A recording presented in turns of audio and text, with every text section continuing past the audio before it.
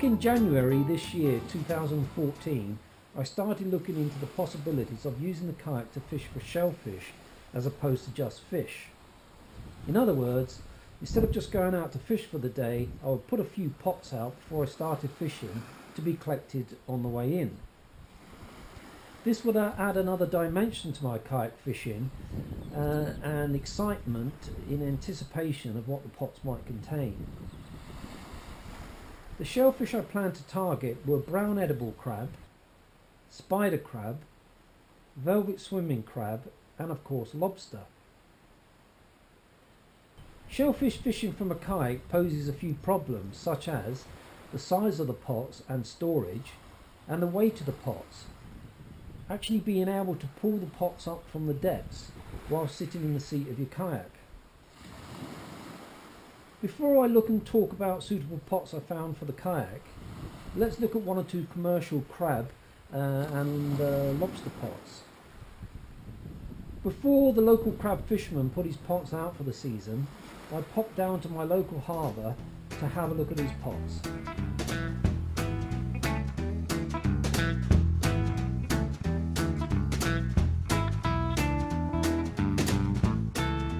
Okay, I'm down on my local harbour wall to take a look at some of these commercial crab and lobster pots.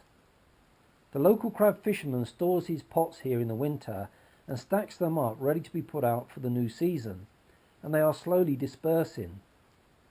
At one point there was over 100 pots here, but they're slowly going out for the new crab and lobster fishing season. These pots are known as parlour pots.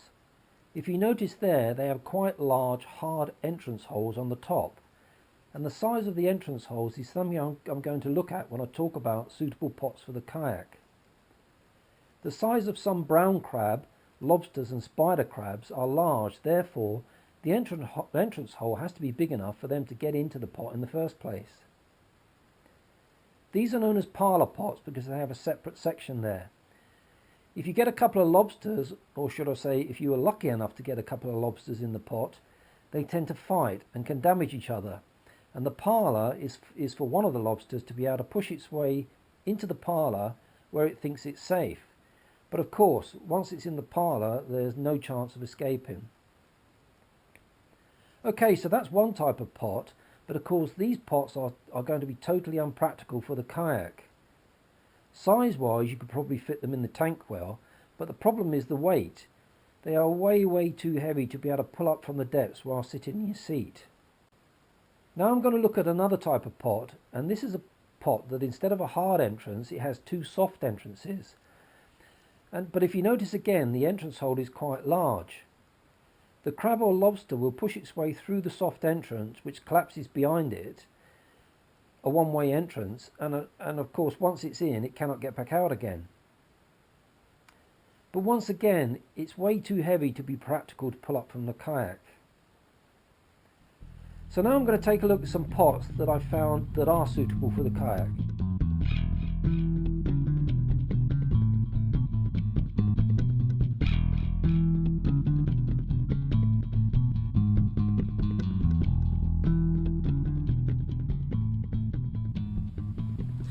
As I mentioned earlier, when you're looking for a crab pot for the kayak, one of the biggest issues is storage and weight. Being able to actually store it on the kayak quite easily and being able to pull it up from the depths of the seabed. Now when you do a UK search for collapsible crab pots, you usually come up with this type of pot. And these are absolutely fine. As you can see there, they collapse down to nothing, so they're easy to store. But one of the issues that I found was the problem is the type of crab that or lobster that you're fishing for. And the problem with this particular pot is the diameter of the entrance hole there is only 6 centimetres. Now that would be absolutely fine for velvet swimming crab, and I do use this pot occasionally for velvet swimming crab. But you're not going to get a spider crab in there, a legally sized spider crab, and you're not going to get a legally sized brown crab. And you might possibly just get a legally sized lobster in there, but they're not really suitable. When I looked at the commercial pots earlier, you see the size of the entrance holes. And this is the issue that I find with these pots. So I tend to use it just for velvet swimming crab or shore crab when I want some crab for bait. Now, one pot I found that is absolutely brilliant is this collapsible pot here.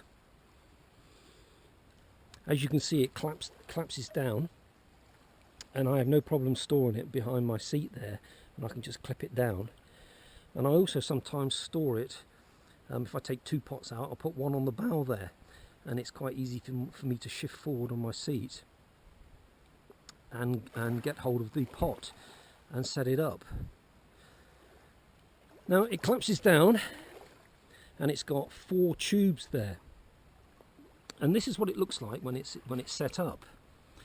So all you do is expand the 4 tubes, and they clip onto the frame there, and it's quite a tight fit, so the tightness actually keeps them in place. It's a very, very sturdy frame. You don't need any extra weight with it. You can just lower this down with no extra weight, and it holds on the seabed fine. Now the great thing about this pot, it's got 4 entrances. Therefore, whichever way the crab or the lobster tries to get in, it can find an entrance, and it's very, very easy for it to climb up the frame there and into the entrance there. Now, although it's a soft entrance, it's not a collapsible soft entrance. In other words, when the crab goes in, the entrance hole actually stays open. However, the design of it is quite clever, because once in, there's like a ledge, and therefore very, very easy for the crab to get in, but difficult for it to get out. It would have to sort of clamber up and over this ledge to find its way out. But what the crabs tend to do, if they're trying to find their way out, they just go round and round the pot, trying to look for the way out. So it's a fantastic design, very, very sturdy, and this one will last for years. Whereas these type of pots, apart from not being suitable for certain types of crabs that I'm fishing, they're quite flimsy. I mean, the zips get salted up, and seize up, and the netting splits. But this is proper sort of commercial netting, very, very sturdy. So on the top here, you've got this little collapsible entrance where you can get into bait up. And what I've just put a bit of cord here, tie some cord where I actually can tie the bait securely down to the centre of the trap. And then this, and obviously you open it up to remove the crabs. And then this is a bit like what they call a cod end, I suppose, really, on a net. You then just pull it up and secure that down, and that keeps that closed. As regards deploying the pot, what I've got here, I've just tied a bit of cord to the frame with a loop there, and I've positioned it that when you pull the pot up from the depths, rather than pulling it flat like that where you would get resistance, it actually would pull up at that angle. So it's very, very easy to pull up from the depths, and you haven't got so much resistance. But just a bit of cord there, and then I've got a SMB diver's reel, the same as I used for the anchor,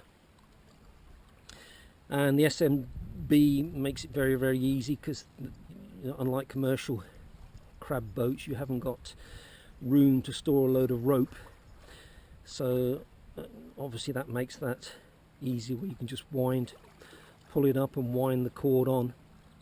To the end of the cord is just a carbine hook which clips onto the loop there, and then just attached to the SMB reel is a buoy. Now you don't have to go to the expense of a buoy.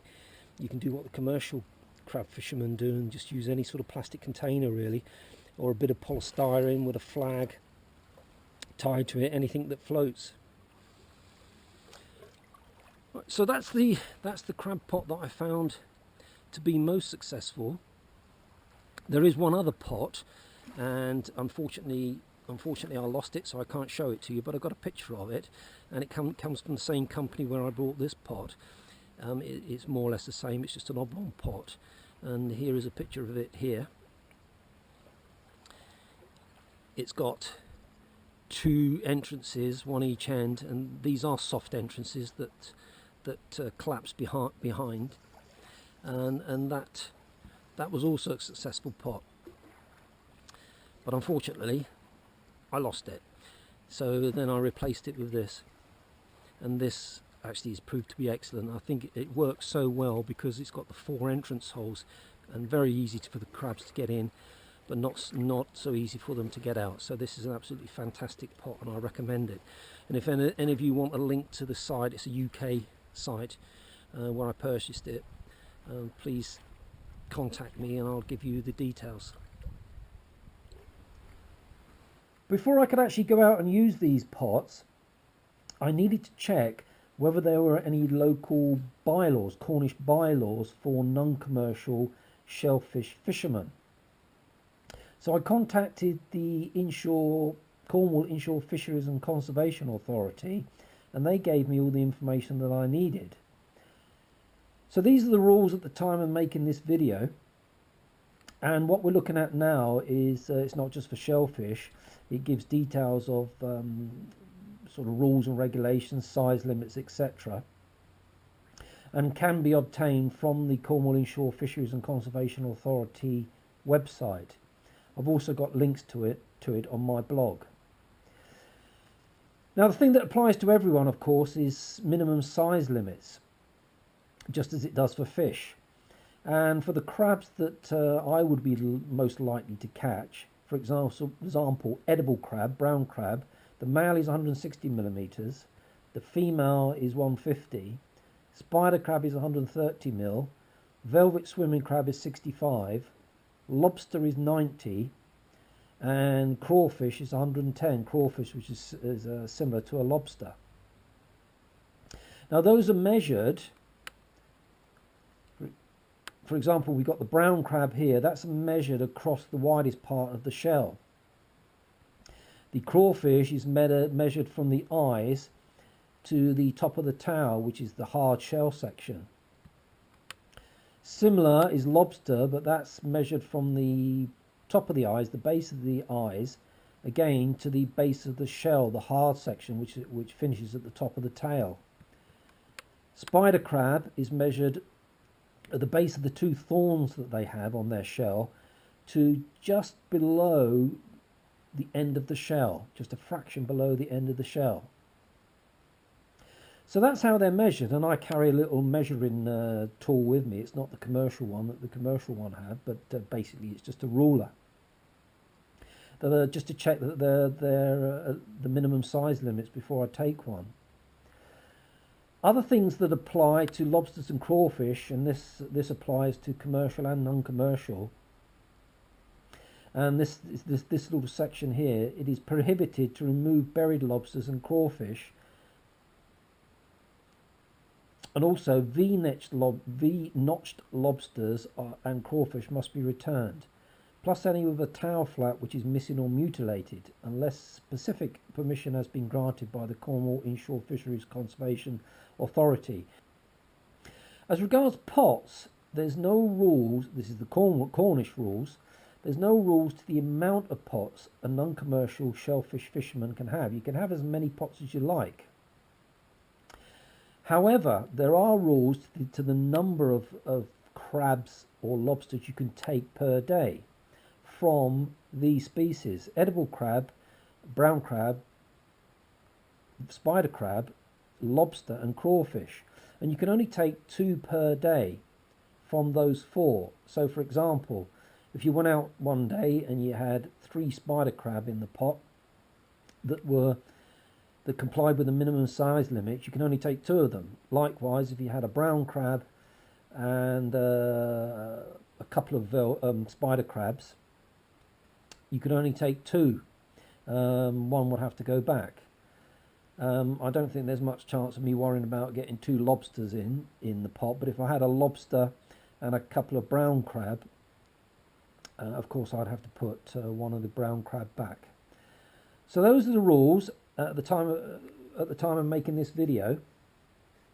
So just the minimum size limits, the rule, which applies to everyone, the little extra rule regarding lobster and crawfish, and the fact that you can only take 2 per day, which is fine. And the chances of me getting more than 2 of these species that are over the size limit for the amount of times that I put out pots is pretty minimal anyway. So the rules are fine as far as I'm concerned. So that's the rules, and that just applies to Cornwall. I've no idea what rules apply to other counties, but that's the Cornwall bylaws for non-commercial shellfish fishermen.